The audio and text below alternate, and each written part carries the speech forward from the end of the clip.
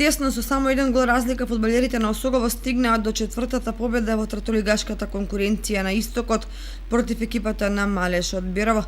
Осогово победи со 2:1, а првиот гол го постигна во 19-та минута, кога Стоилковски од неколку метри го совлада голманот на гостите Андонов.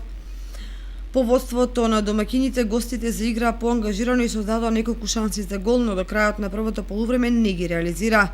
Во второто полувреме фудбалерите на Малеш повторно го диктираа темпото, настојувајќи да изравнат, но наместо тие гол постигнаа Осоговци во 63-та минута, прекусна од Ливиот Манов. Во последните 10 минути од надпреварот гостите создадоа уште 200% шанси, од кои еднаш го погодија дирекот, а потоа ја затресоа мрежата на Јовановски за минимален пораз од 2:1.